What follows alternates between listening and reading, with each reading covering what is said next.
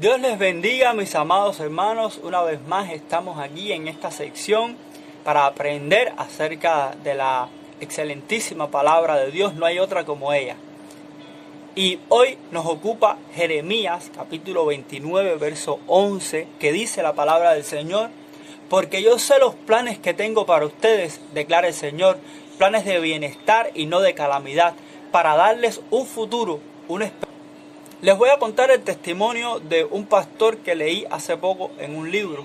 Y cuenta este pastor que cuando él era adolescente se desempeñó como traductor para un ministerio de asistencia médica que recibía grupos misioneros durante un periodo corto. Cada semana el grupo recibía un nuevo grupo de personas que se dirigían a diferentes localidades para ofrecerles cuidados médicos a personas necesitadas.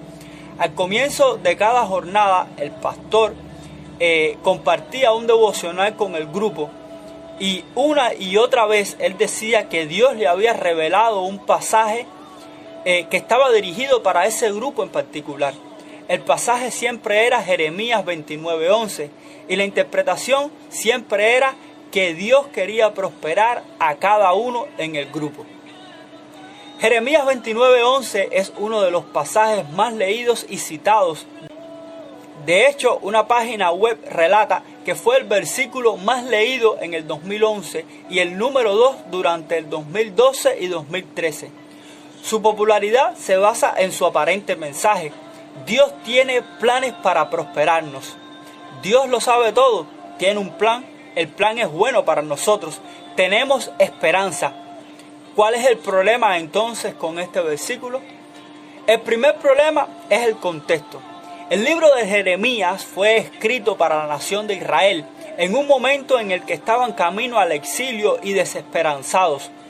A causa de su desobediencia e idolatría, Dios permitió que Babilonia no solo se apoderara de su tierra, sino que además los desterraran. Esto es muy significativo porque Dios de manera directa los había guiado hasta esa tierra y era una bendición prometida a ellos a través de su padre Abraham. Para los israelitas, que se les arrebatara su tierra era como si Dios les estuviera quitando lo que había prometido darles. Naturalmente, puesto que la mayoría en Israel le había dado la espalda a Dios, empezaron a clamarle durante la opresión. Así que Dios hizo lo que solía hacer en estas situaciones. Les envió una voz para que les hablara en su nombre. Y en este caso fue Jeremías. Los profetas fuertemente hablaron en el nombre de Dios y les recordaron a los israelitas de sus promesas de liberación. Sin embargo, el mensaje de Jeremías al principio no fue positivo. Él prometió juicio y exilio. Toda esta tierra será desolación y horror, y estas naciones servirán 70 años al rey de Babilonia. Jeremías promete en el nombre de Dios que ellos vivirán en el exilio en Babilonia durante 70 años. Pero él no solo transmite un mensaje de ruina y juicio, además les da instrucciones sobre cómo deben vivir mientras estén en el exilio y les da esperanza para el futuro, cuando retornen a la tierra.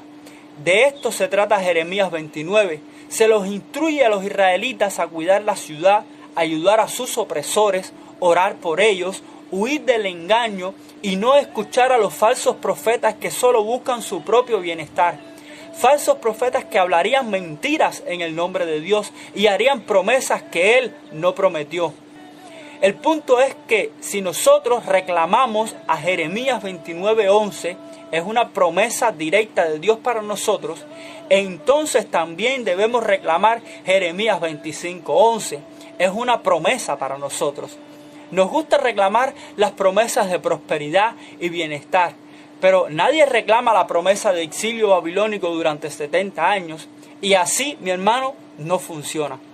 El segundo problema son las consecuencias.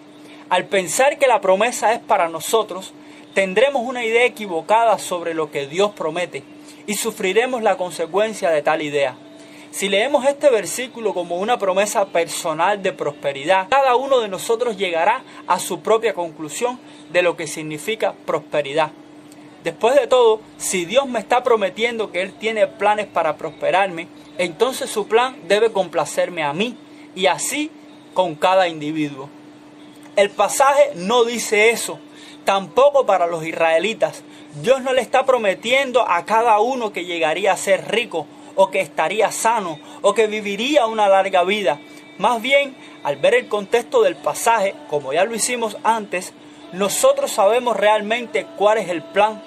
La Biblia de Estudio ESV lo resume bien cuando dice: el plan de Dios para los exiliados es bienestar, shalom en hebreo, no mal o calamidad. Habiendo buscado el shalom de Babilonia, los exiliados recibirían el shalom de Dios en la forma de un futuro y una esperanza en su tierra. El plan de Dios de prosperarlos era traerlos de regreso a casa y ser restaurados como una nación. Era una promesa nacional, no individual. Si no tenemos este entendimiento del pasaje, entonces quedamos expuestos a pensar que Dios comenzará a prosperarnos en cualquier aspecto de la vida que nosotros deseemos. Y cuando esto no suceda, o por lo menos no suceda de la manera que nosotros deseamos, sentiremos amargura contra Dios. Texto en su contexto. Entonces, ¿Jeremías 29:11 no tiene nada para nosotros? Por supuesto que sí. Al escuchar planes de bienestar y no de calamidad, nuestra reacción no debe ser de rechazo. Este texto es parte de la palabra de Dios y fue escrito para nuestro beneficio. Debemos leerlo y aprender del carácter de Dios y de su plan redentor. Él es soberano, Él tiene el control, Él juzgará el pecado, Él es misericordioso, Él cumple sus promesas y Él da esperanza futura a aquellos que escogen, aun cuando no hayan guardado su parte del pacto. Si vemos este acontecimiento en el plan de la historia redentora de Dios, entonces este pasaje puede darnos esperanza de que Dios es bueno, confiable y poderoso para guardar sus promesas. Más todavía podemos regocijarnos en que hemos visto sus promesas cumplidas en Jesús, quien es la prosperidad en sí mismo, y que más que cualquier otra cosa que pudiera darnos, se ofreció a sí mismo como ofrenda por nuestros pecados. Dios proveyó a Jesús y Él es suficiente. Tomar algo que Dios dijo y decir que dice otra cosa es una característica de los falsos profetas, que hicieron falsas promesas en el nombre de Dios. Podemos ver el caso de Ananías en el capítulo 28 de Jeremías como un ejemplo perfecto de un profeta que prometió paz durante un tiempo cuando Dios había prometido juicio. Si queremos hablar acerca de la providencia de Dios, debemos buscar aquellos versículos que son más claros en cuanto a qué y cómo Dios provee.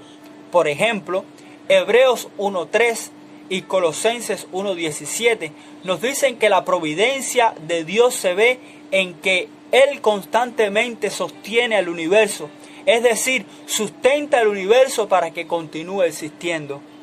Mateo 6:11 y Filipenses 4:19 nos dicen que Dios provee para suplir nuestras necesidades diarias. Proverbios 16, versos 1 y 9 y capítulo 20, verso 24 nos dicen que Dios ordena nuestros pasos mientras nos dirige sin cesar. La provisión más grande de todas no se encuentra en una cosa, sino en una persona. Si necesitamos ver la mano providencial de Dios, solo tenemos que mirar hacia la cruz y observar cómo Él proveyó el regalo más grande de todos.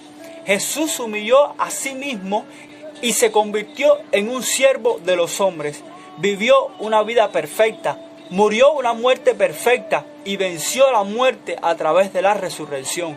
No hay esperanza más grande que podamos tener para nuestro futuro que Jesucristo.